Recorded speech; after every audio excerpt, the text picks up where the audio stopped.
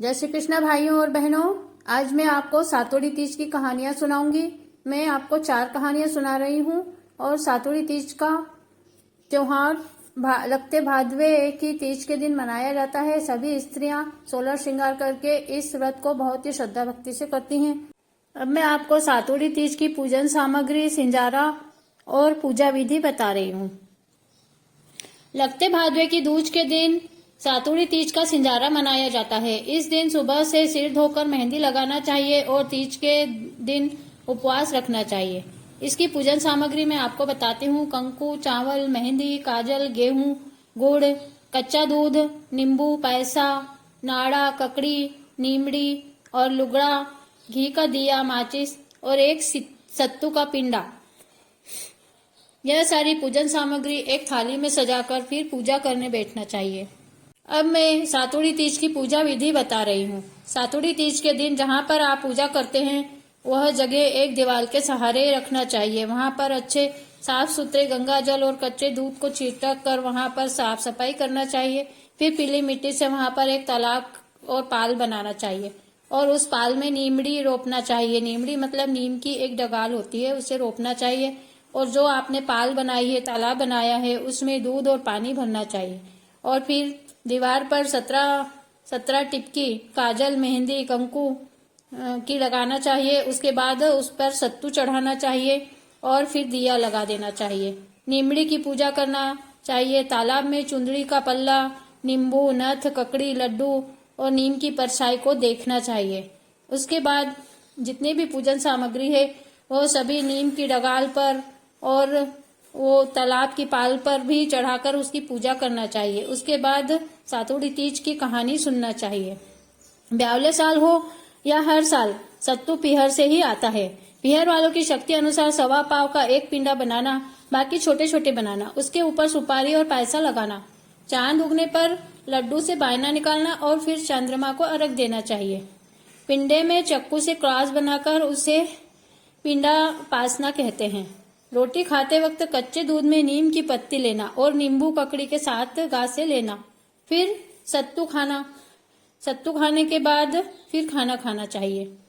कुछ लोग यह व्रत 12 वर्ष तक करते हैं, कुछ 16 वर्ष तक करते हैं। इसमें 4 वर्ष तक चावल, 4 वर्ष तक चना, 4 वर्ष तक मगध और कुछ वर्ष मिक्स कर इस प्रकार 16 वर्ष तक यह व्रत नियम पूर्वक करना चाहिए। इसका उजमन भी किया जाता है। उजमन में 17 पिंड करते हैं। 16 तो आधा किलो के और 17वां पिंड 5.25 सेर का। और इसमें बताया गया है, लेकिन आप अपनी श्रद्धा अनुसार कम भी ले सकते हैं।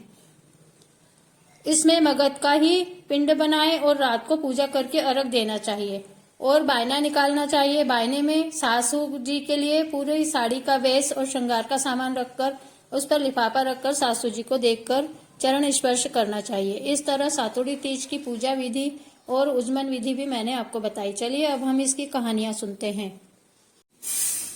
पूजन विधि। तो चलिए सातोड़ी तीज की मैं पहली कहानी सुनाती हूँ। यह कहानी पारंपरिक है, अधिकतर सभी लोग इसे ही सुनते हैं और दूसरी कहानियां भी सभी सुनते हैं। तो एक ब्राह्मण था, उसको 7 बेटे थे। एक दिन बड़ी तीज का सिंजारा आया। सब देवरानी जिठानी आपस में कहने लगी। किसी ने कहा मेरा धानी का बायना आया है, किसी ने कहा चावल का, किसी ने कहा मगध का। ऐसा 6 ने तो अपने पीहर खबर भेज दी। 7वीं का पीहर बहुत गरीब था। वह अपने पति को बोली कि मेरा चने का बायना है, अब कुछ भी करो, चाहे तो चोरी करो, पर मुझे सत्तू चाहिए। पति ने मन में सोचा कि मेरे पास पैसे भी नहीं है, पर सत्तू लाना जरूरी है। वह साहूकार के यहाँ चोरी करने चला गया। सेठानी थोड़ी देर पहले ही सत्तू बनाकर सोई थी और सत्तू बनाने का सामान जहाँ का तहाँ पड़ा था। ब्राह्मण के लड़के ने वहीं बैठकर सत्तू का पिंडा बनाया। थप थप की आवाज सुनकर सेठ सेठानी उठकर आ गए और उससे बोले कि तुम कौन हो और क्या कर रहे हो? चोर हो या भूत प्रेत हो? कौन हो बताओ? वो बोला मेरी 6 भाभीियों ने मेरे तो पियर से बोलकर सत्तू बुलवा लिया, पर मेरे पत्नी का पियर बहुत गरीब है, वो लोग सत्तू भी नहीं भेज सकते हैं और मेरी पत्नी ने उपवास रखा है, इसलिए उसके लिए मैं सत्तू का पिंडा लेने आया हूँ। मेरे पास भी पैसे नहीं है, इसीलिए मैंने सोचा कि आपके घर में घुसकर चुपके से मैं सत्तू का पिंडा चुरा कर ले जाऊं, जिससे मेरी पत्नी अपना उपवास पूरा कर सके, बस और कुछ नहीं चाहिए। ऐसा सुनकर उस सेठानी ने उसके साथ बहुत सारा सत्तू, शक्करपारा, साड़ी, ब्लाउज, रुपया, बच्चों के कपड़े भेज दिए। सेठानी को बहुत दया आ गई और उसे अपने धर्म का भाई बना लिया। हे तीज माता, उसे धर्म का भाई बनाया, ऐसा सबका धर्म का भाई देना। कहता ने सुनता ने हुकारा भरता ने, बोलो सातुड़ी तीज माता की जय। सातुड़ी तीज की दूसरी कहानी। एक साहूकार था, उसको 7 लड़के थे। भादवे का महीना आया, सातुड़ी तीज का दिन आया।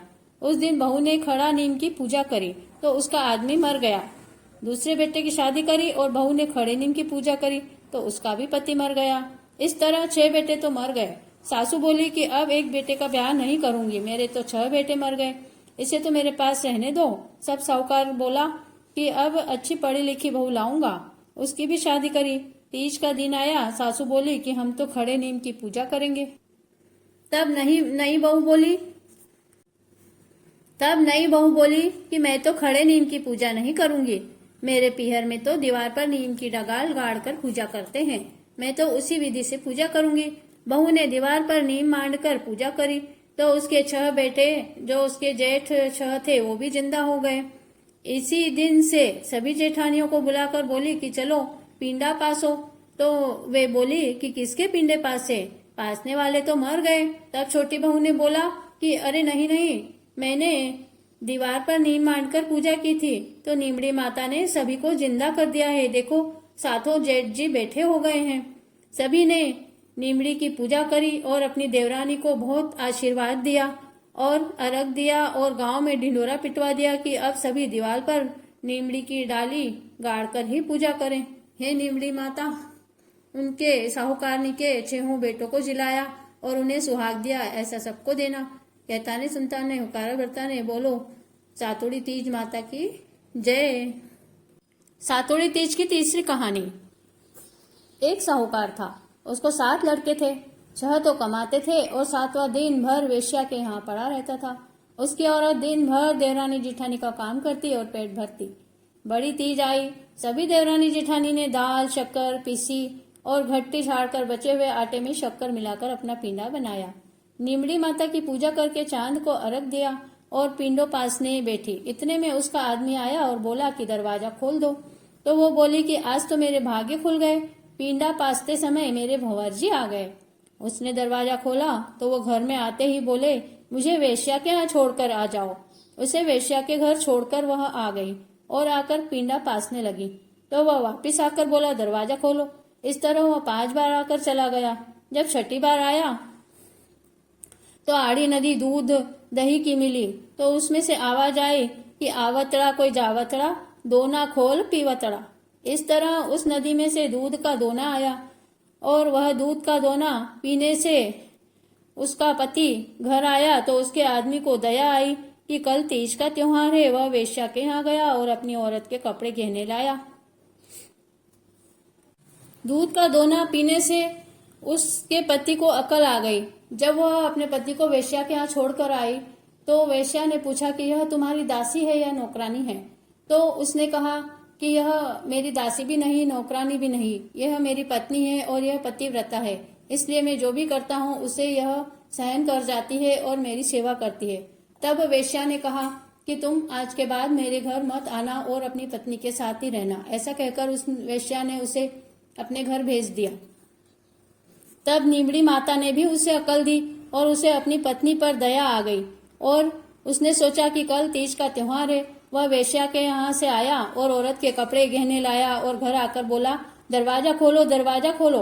तो वह बोली कि अब मैं दरवाजा नहीं खोलूंगी, मैं 6 बार दरवाजा खोल चुकी हूँ, लेकिन आप वापस चले जाते हो और मुझे पिंडा नहीं पासने देते हो। फिर वह बोला कि अब मैं कभी भी वेश्या के घर नहीं जाऊंगा, तुम दरवाजा तो खोलो।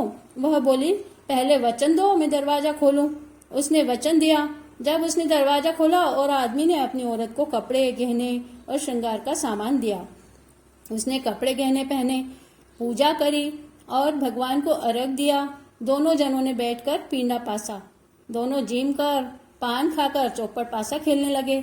दोनों में सातुड़ी तीज ने बहुत प्रेम करवा दिया। पासा खेलकर सोए तो बहुत देर हो गई। और नींद नहीं खुली तो वह देवर जेठानी के यहाँ काम करने नहीं गई। वह अपने लड़के को बोली, जाओ काकी को बुलाकर लाओ, आज काम पर क्यों नहीं आई।